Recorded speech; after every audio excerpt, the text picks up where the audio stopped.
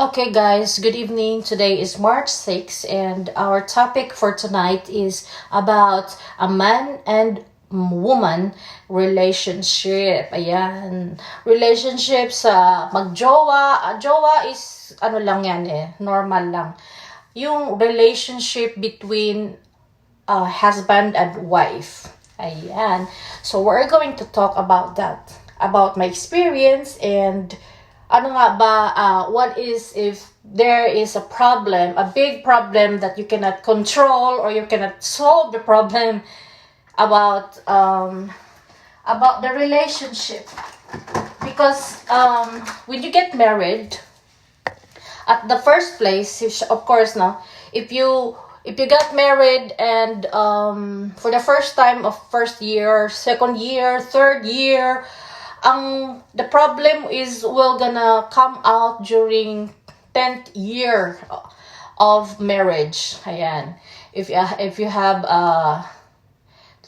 kids, if you have already kids in school or children in school, number one is financially. Financially is the problem about the family.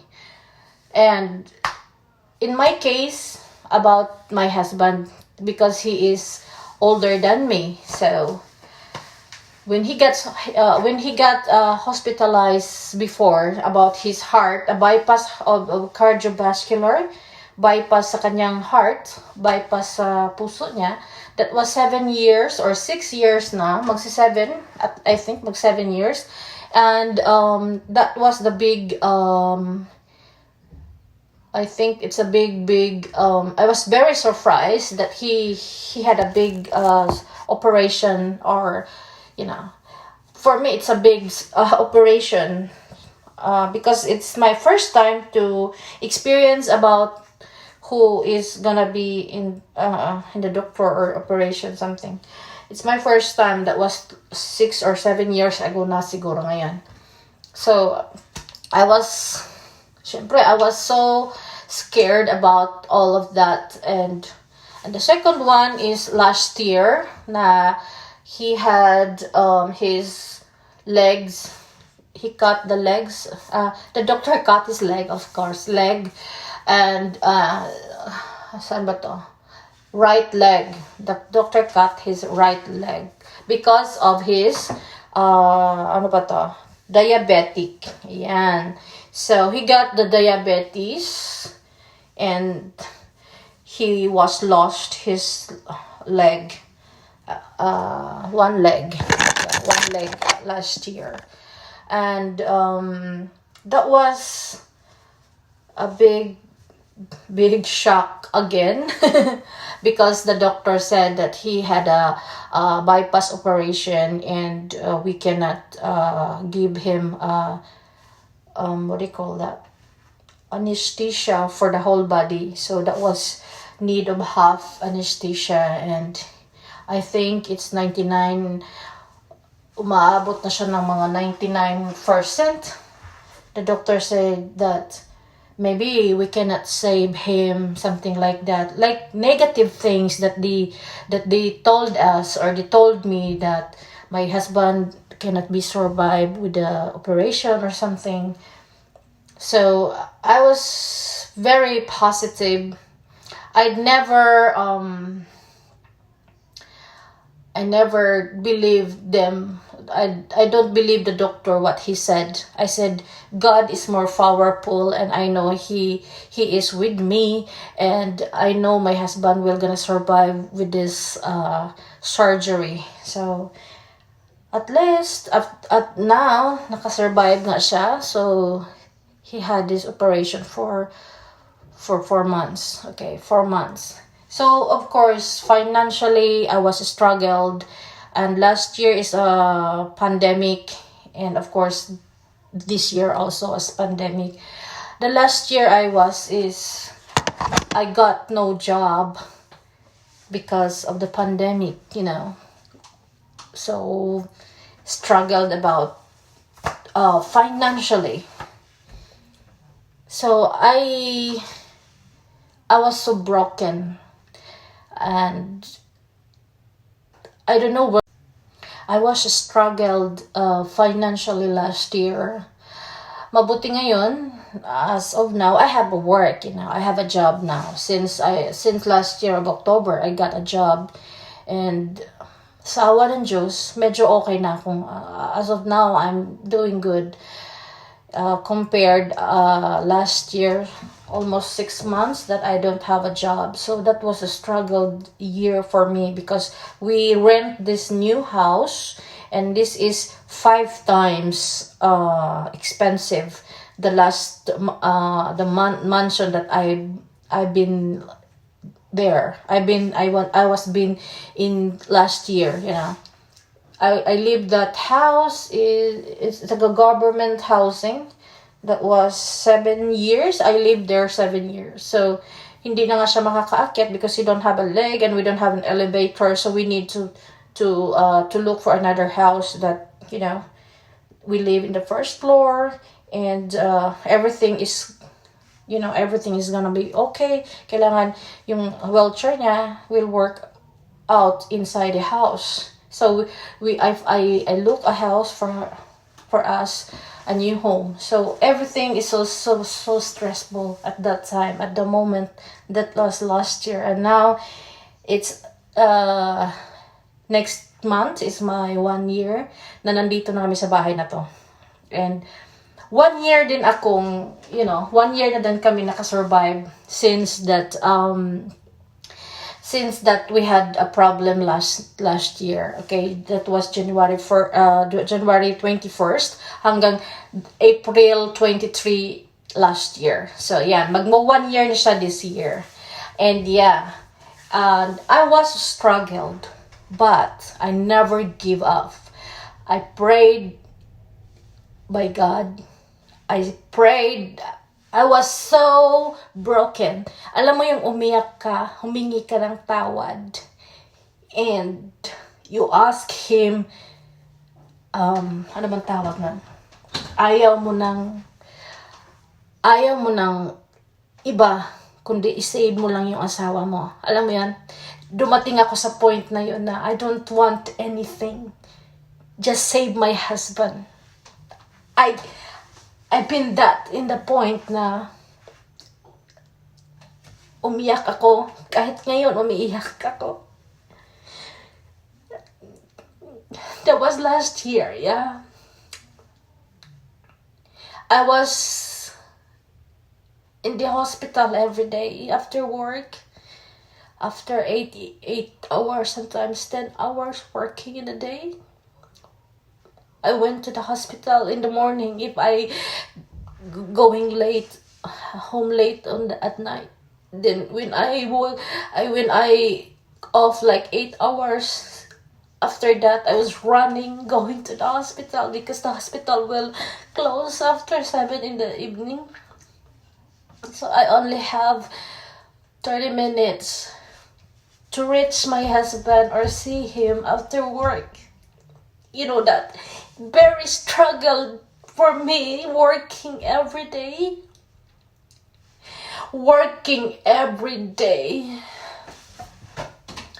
Nainitan ako. Hindi sa nagtadrama ako, guys. I felt even though right now kung anong pinagdaanan ko last year.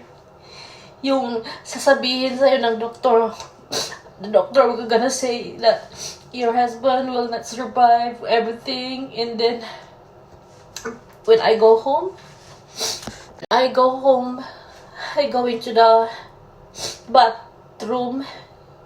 I stay in the bathtub for 2 hours. I was praying to God that He will heal my husband. I ask Him that I don't want anything, just my husband. It happened to me. It happened last year. Pero wala akong mapagsabihan. There is nobody in Japan. I was alone. In Japan, and I don't have family here, even a friend. But I can talk my family in the Philippines by phone or messenger. And guys, may mga taong nagsasamantala kahit sa kahinaan mo, or yung you have a lot of problem, may magsasamantala sa'yo na sasamantalahin ka. Pero hindi ako na tibag, or I never give up in everything. Tibag means, ano ba sa English yun?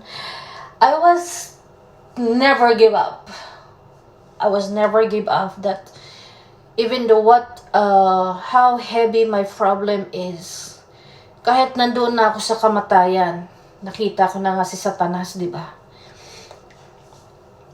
Kumbaga, the picture that the doctor said, you want to see the picture, because he had 3 times surgery or operation on that 2 months, 4 months in the hospital.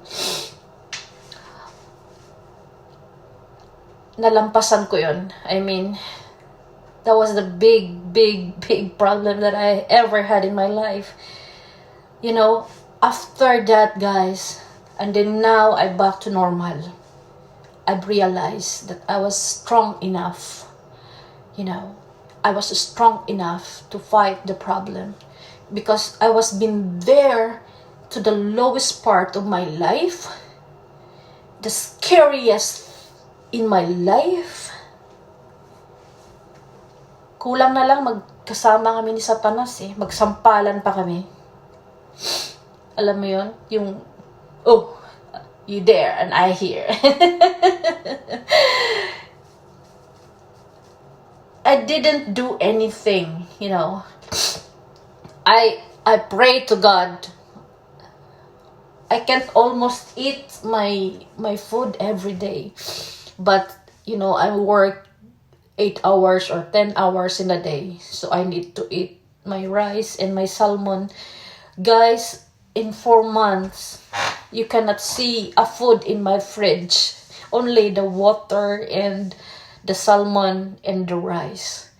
Not even eating about vegetables.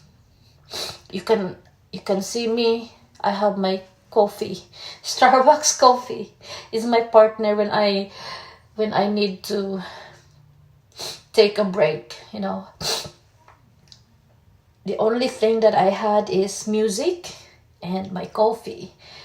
Then when I really tired of crying inside the bathtub every day, pag okay na yung, when I saw my husband after the operation, if I saw him that he's okay, everything is right, everything is, the nurse says that he is doing well now than the 2 days ago, something like that.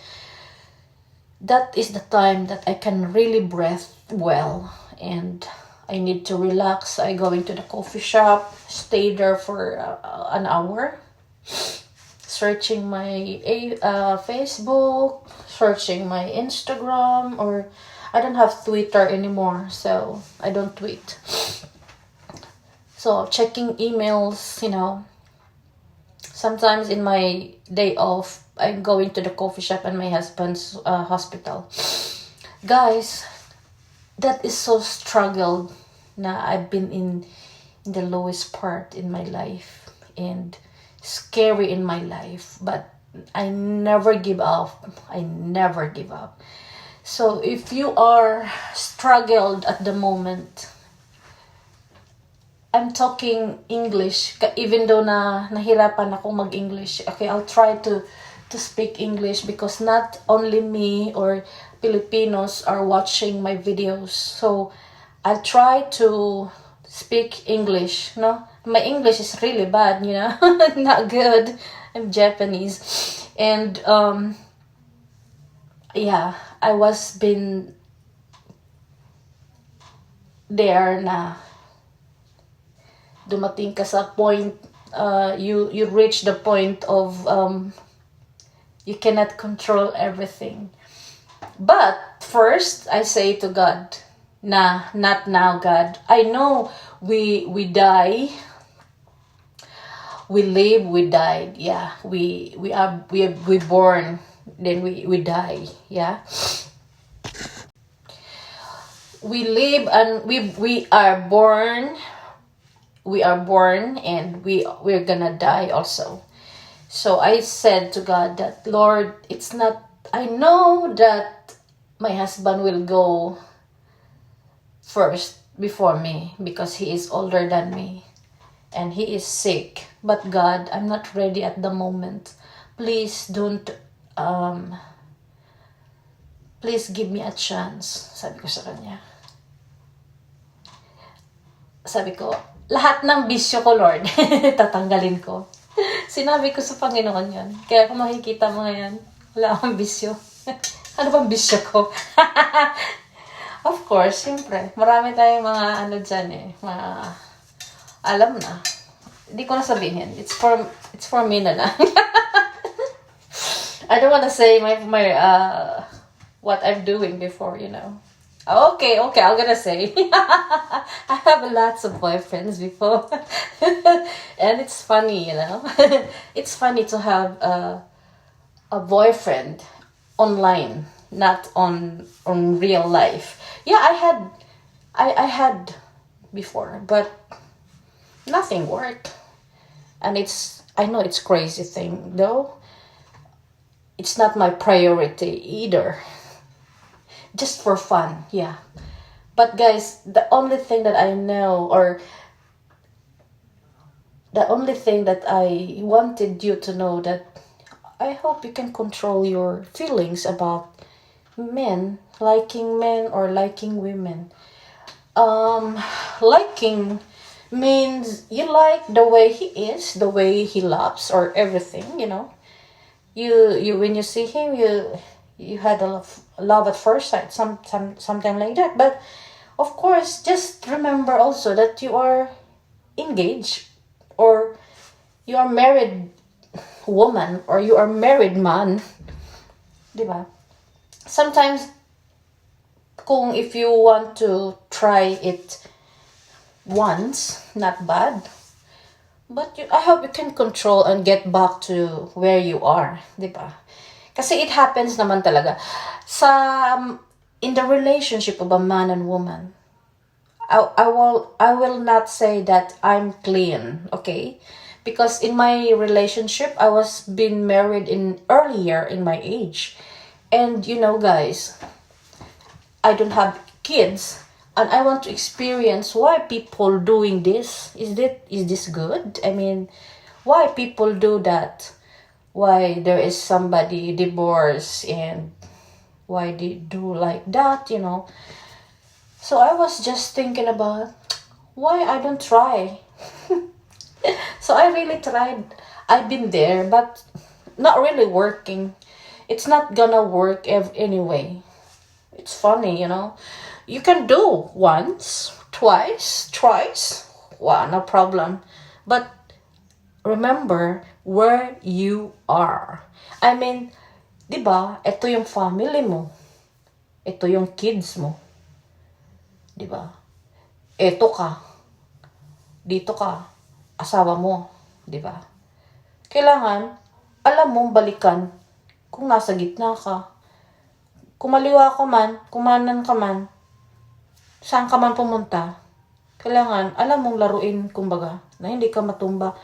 You have to take a balance. If this is the kids, and this is the family, of course. Family is a center. Then you are husband and you are wife. You know, if you want to make some monkey things, you can do it. But remember, guys, that the family is our home. Okay? Family is our home. Remember always that not to fall in love with the man or the woman that we are went to play. We played, yeah, because we like this guy, and my husband doesn't have like that, like this. You know, he don't have a dimple. He don't have a big, you know what I mean is, I don't want to say, or you wanna know it, but, you know, if you are admiring people and then your feelings is went there, well, it's fine. But the only thing that I am gonna say is, you can play, but you can balance. You can balance this. This is the whole world that you are moving.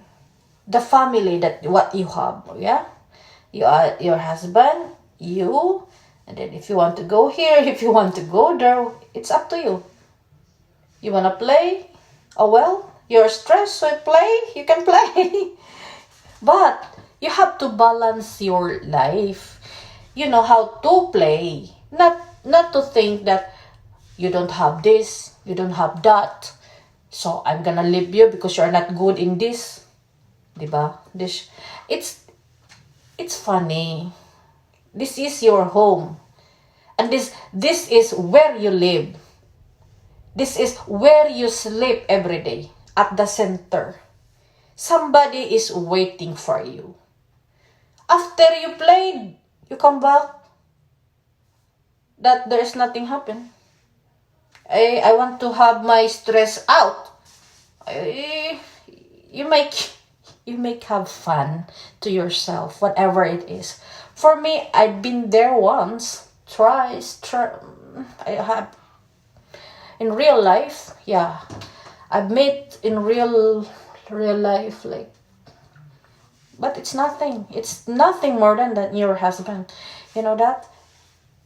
I done that. It's not work. It's nothing. Because the best thing is, the people who you are is understand you, accept you, being you. You know that? Being accepted with your husband is a big issue. It means he loves you so much. Even though you did things that not good, but he really understand what you are feeling or what you feel. The topic is, even though we never had a faithful in a seconds in our lives, we have a lot of pages in lives. Okay, we have a lot of chapter in life. Chapter means when you are single, you meet a guy and then you get married. That's the chapter 1, single, you get married, you got a family, and now you are raising children. And after raising children, they will get married, yeah? And then you guys are getting all along together when you get old. Still together, for bad or good times, you've been together. It's the best thing, and then you can find the happiness in life. Because in 10 years in our life, in the cycle of our life, you've been stupid in a minute. It's never be bad. Never been bad. I told you that. It's not bad to be weird, to be crazy, to be fun. A minute of your life. We are married in papers, but our happiness also is very important for us. Although unfaithfulness, but we can survive the relationship, diba? The important is the husband accept you what you did, right? The best thing is you come back as a good one. Not all the time you are bad. I mean, you can be bad sometimes, but not all the time. Or either the women cannot control this. This one is one of my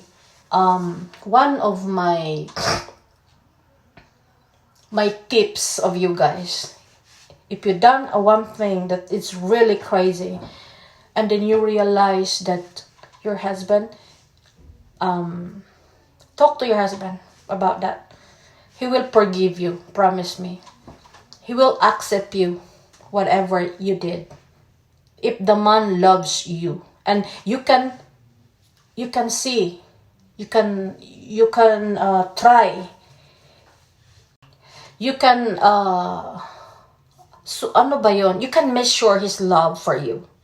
You can measure the love, what he feels for you.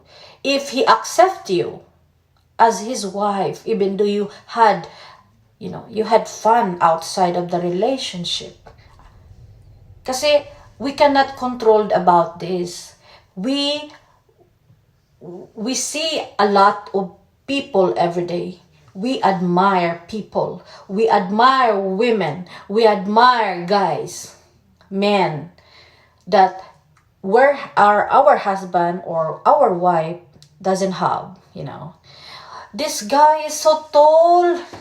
His eyes is blue. His lips is kissable thing. That's really nice, yeah? And you feel like, oh, this is what I want. But when you get home, my husband is not really good, Guys, I'm not saying that.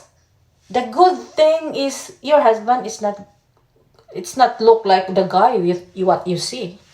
But guys, this person's heart is not that heart of that guy, not the same thing that what he have or what he had of his heart, not the same.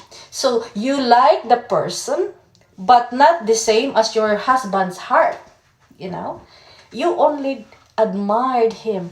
I want that guy. I want to get him. So me will attack him.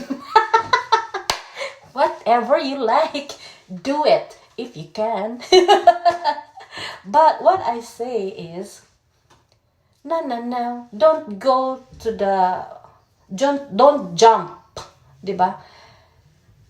And don't go, pag alam mo yung pag nag-trampoline ka, bang!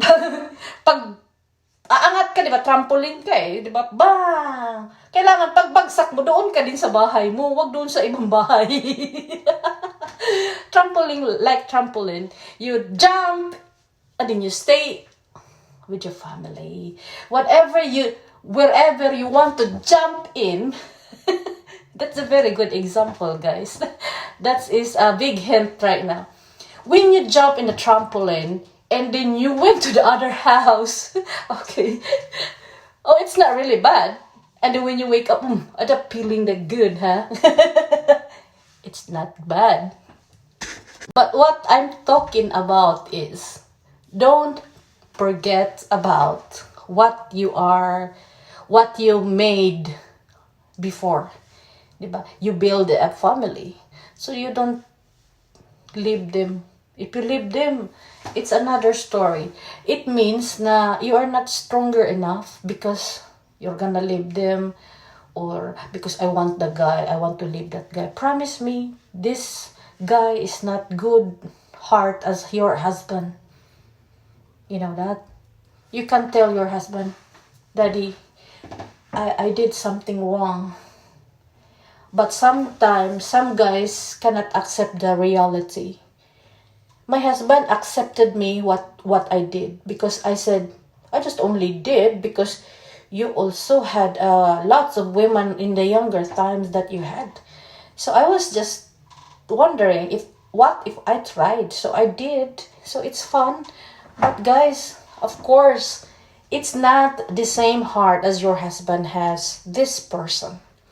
That's the only thing na, kung sa Tagalog, kung naibog ka or sa Bisaya, kung nagkagusto ka sa tao na yun, pogi siya, or magaling siya humalik, di ba? Magaling siya sa sex, much better than your husband. Pero what I say is, hindi naman siguro siya kasing bait nung asawa mo, di ba? So, wag kang malunod sa dream, yung di ba nananaginip ka minsan kung doon ka kung masaya ka doon sa lugar na yun. Nanaginip ka, di ba? So, wag kang malunod sa panaginip na yun. Kumbaga, umahon ka, isipin mo rin na you are committed with your family, or you have a family waiting for you. Kasi sayang inumpisahan mo na, naging okay na ang lahat, sayang naman kung mawawala rin. Pero in reality, guys, you can measure the love of your husband.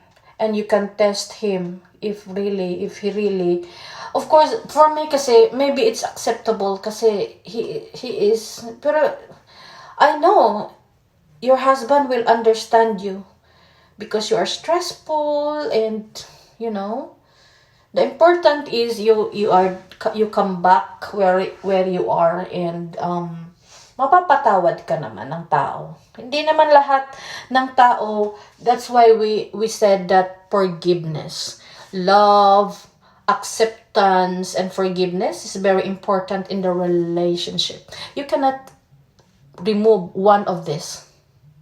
Respect, love, acceptance. Yan. So, with these three, you cannot remove this in a relationship. You have to love, of course, you respect also, diba? Love and respect, and acceptance. And forgiveness, yeah.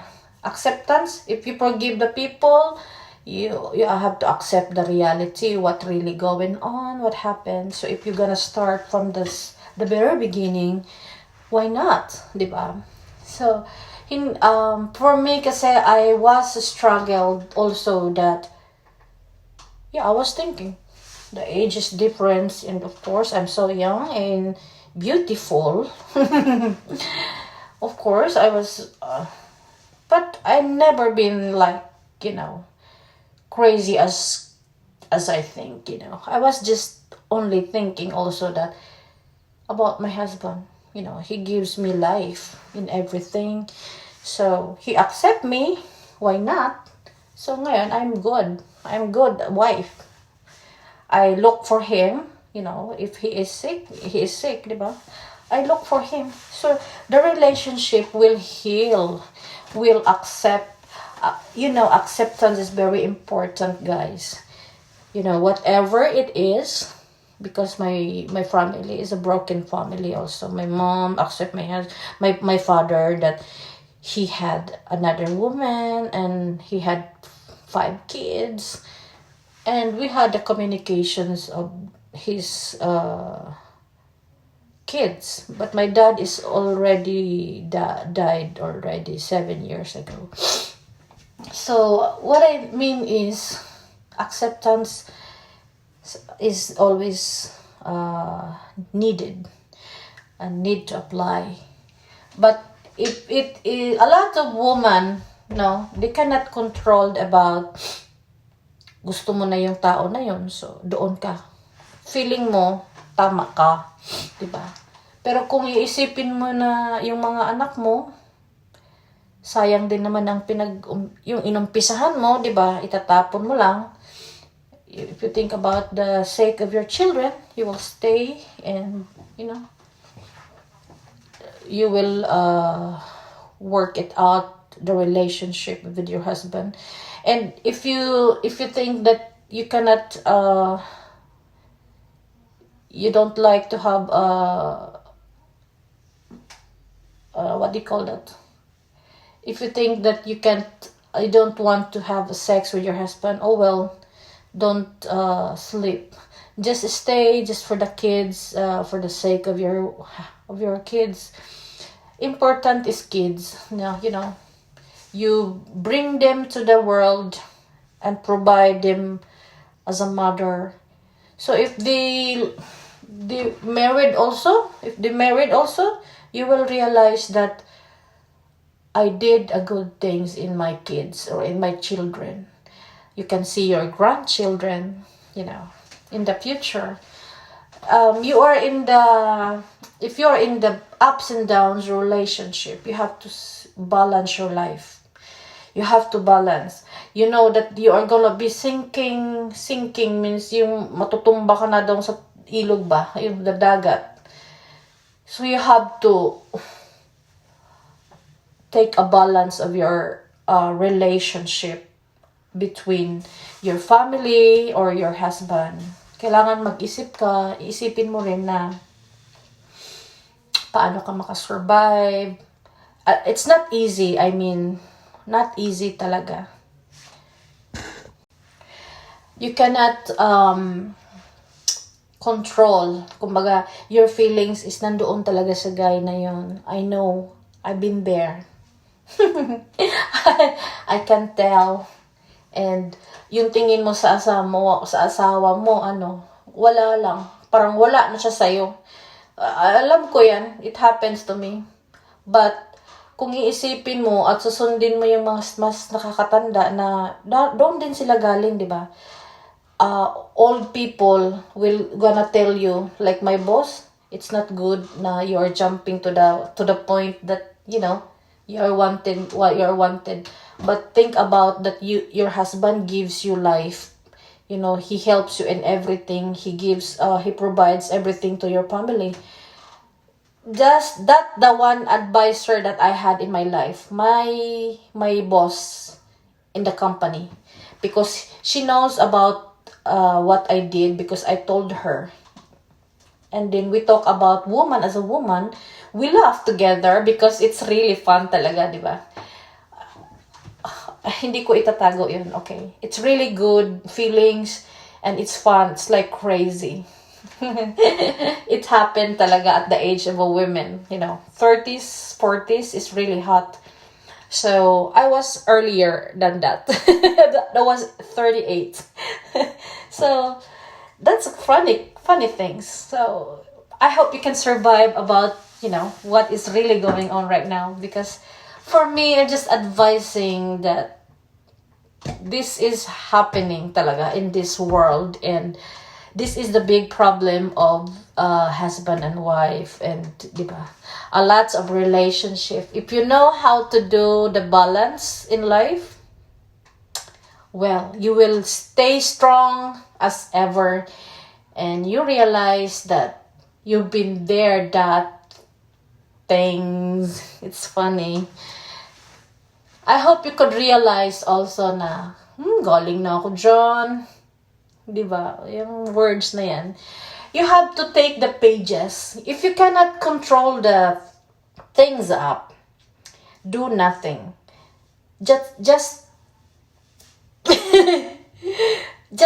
flip the page. What do you call that? Flip the page. Just change the pages. Let's change. Life is like a book. If you jump to another chapter and then start to be good way, you can do that. So, kumbaga, yung chapter na yun, ang gulo lang. Diba? Maganda lang yung chapter na yung relationship about the guys and between the woman and man that, Adam and Eve gives the blah, blah, blah. Maganda lang yung chapter na yun. Very colorful. It like in a book. Diba? May mga drama series in TV, the movies, they have a lot of thrill. So, just stay put. where you are. Kasi nga guys, iba yun eh. Iba yung naumpisahan mo na doon sa fun. You can have fun. You can have fun and then you can realize, hey, I've been there, that things, yabang naging ganyan din ako dati. Kaya ngayon, I've been, parang I was matured enough of doing those things, and I was back in my place again, where I am. So, now I could see he's good. He looked good. But for me, I don't have feelings anymore of saying, he's good. He's kind of a guy. I've been there and it's not fun. That's crazy. You can laugh. Just make a black coffee, please. And give me a cookies. You know that? Come on. It's better to be alone. It's better to be alone, okay? In life, this there's a lot of pages in life you make until you reach the age of 50 and 60. Kasi pag if you reach the age of 70 and 80, you are always in the hospital and you talk to your doctor, doc, what is gonna do if my back is pain, whatever. The only 30s and 40s, if you control this pages of life, and if you can make it if you can take the balance good, I really appreciate, or I really salute you. Saludo ako sa'yo. Kasi nadaanan mo yung it's a typhoon, like a typhoon in life. Parang it's a big wave siya, di ba? Pero if you reach to the top because it's happy, and you reach to the down of your life and you're still there standing, and after that, years back, I will tell you that you can laugh and have a good coffee and cookies. For me, I had a remembrance in life. I never had a life that bored because a lot of people say, your husband is old. I think, diba, it's not bored. I've been in happy things. But yeah, guys, at least stay where I am now. And I am with my husband happily. That's the very important. Don't worry if you've been got wrong, because it happens to us. Even though my family, even though my father, he had a lot of women. Even though my husband, a lot of women before I met him. But in the case of it's past. We married. But guys, I've learned a lot of things. Why my father is leaving my mother. Why my husband leaving his wife. It's really hurt. They couldn't take the good balance in life. So that was a good teacher for me. It was a good teacher for me in life. So I've seen that in my eyes. I was living with my family broken, and my husband has a broken, I've seen that in two of my eyes, that it is really hard that it happened, like that. So I tried also to do that so that I can understand why. See? In the relationship, a lot of stressful days in life. Yeah, we couldn't remove that kasi lalo na especially the financial. Even though you're single, you have a financial problem. So if you have a lots of financial problem. If you don't have husband and wife, also problem. A financial problem.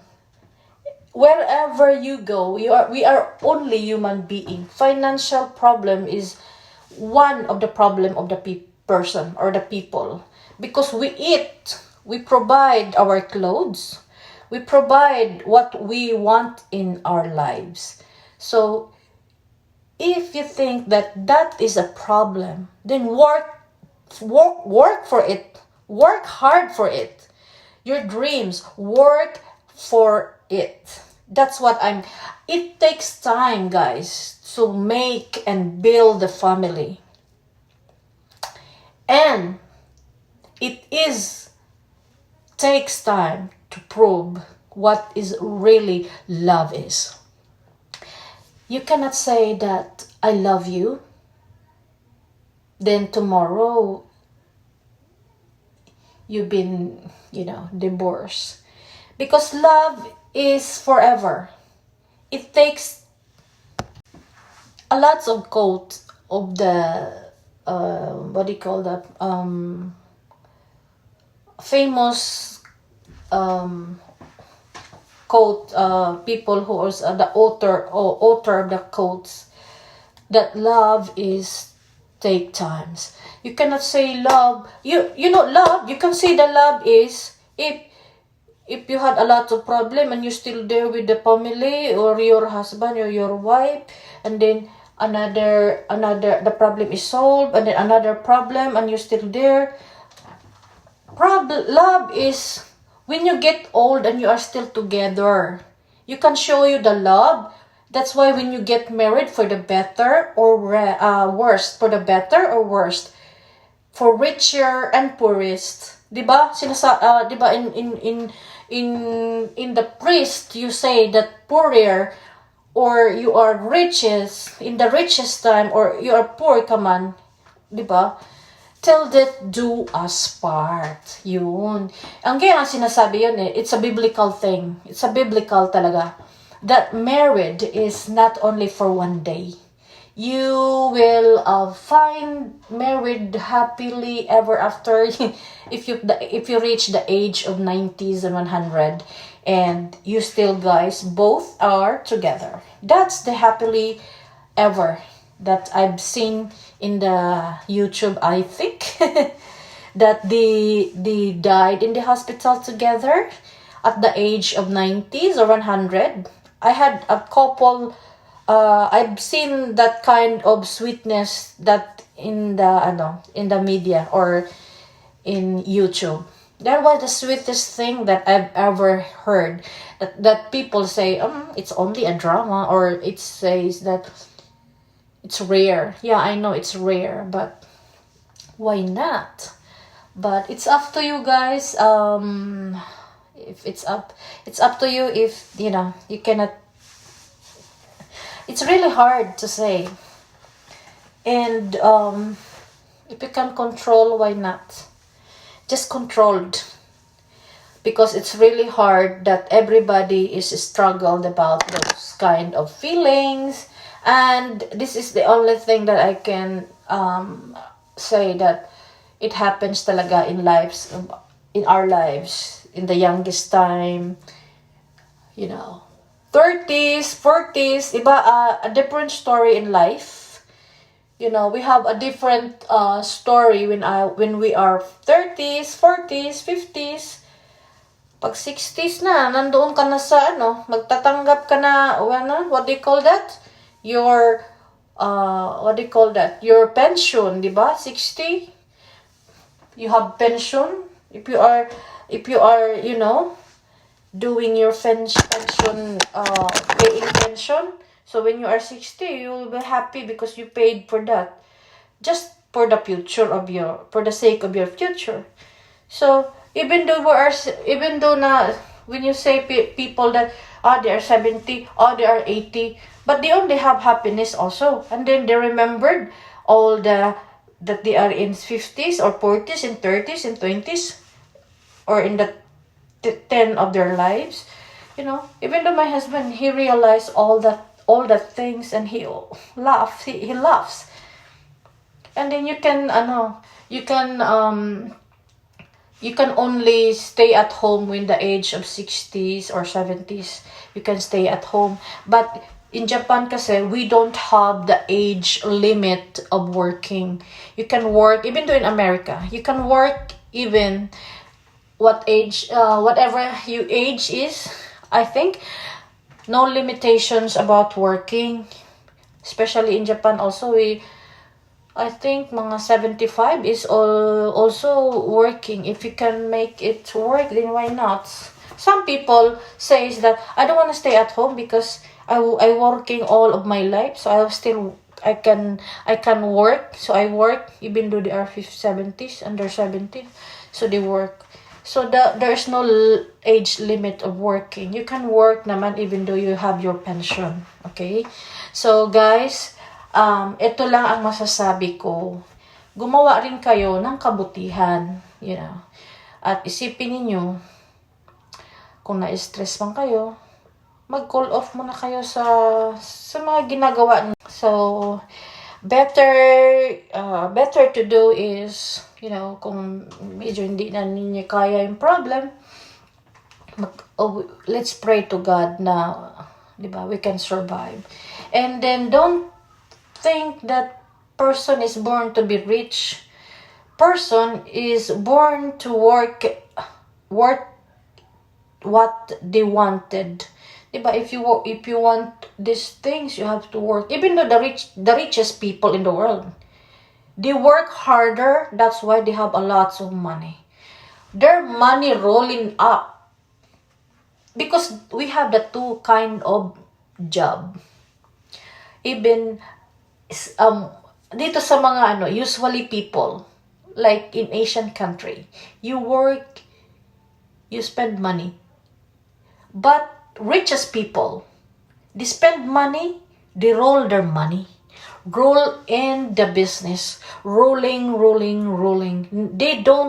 Rich people don't waste time or don't waste money. When they have money, they rolling up. They don't buy too much. They don't buy expensive things because they want their money of rolling for their business, not to work this month and then I'll spend all my money next month. That is the poor one. Yan yung mga iniisip ng, kaya nga ang mga Pilipino minsan, hindi rin yung mayaman Kasi alam mo kung bakit. Pag may sweldo sila ngayon, trabaho sila, ang sweldo nila bukas, ubos na yan, kinabukasan, wala na. So that's Filipino. Pero in other country like Dubai, if you can see the richest people in Dubai, money is working for them. They don't work for money. Their money work for them. Ganon. Diba? Pero if you are poor, you work today and then tomorrow your salary and you spend it all for the billings, wala nang pera. The best thing kasi if you are business minded, you have to start in a small one and then if you got more money and then you have to put your money in the business, so rolling until it's going to 500, going to 10,000 pesos, the 10,000 pesos going to 20,000 pesos. But we are Filipino is bad. This is what I can say. We work now, tomorrow we spend all our money. That's the Filipino. Kahit naman mga Hapon din, hindi don't so rich naman. Ang makikita mo lang richest people is in Dubai. Yung mga oil companies. Their money, makikita mo napaka-luxury ang buhay nila. Because their money works for them. Not they work for their money. Dili sila ganun. Kailangan guys, rolling money is good. If you work today, then when you get old, wala na kay kwarta, kay di naman ka makatrabaho. Ana Jud. If you cannot, that's why Asian people or Asian country is poor talaga, because they all know is work now and then they spend their money, and then when they cannot work because they are old, they don't have money. See? But if you are a business minded, if you have 500 now at this time, you roll your money 500, the next week 1,000, the next week another 1,500, di ba? Ganon dapat ang ugaliin natin. Kaso lang, pag may pera tayo, kakayod tayo, lahat din naman yung kinabukasan, wala na. That's Filipino. Pero sa Dubai, iba ang richest. Kaya nga, di ba, sarap maging rich. Pero paano bang maging rich? Yon ang ating next topic. Ayan. Sige na nga, guys. Masyado tayong nangaral. I mean, we have a lots of lessons. And I hope you guys, because of my journey in life, because of 47, wala pa, 46 ba ako ngayon? 46 living in the world, and I shared you guys my experience in life.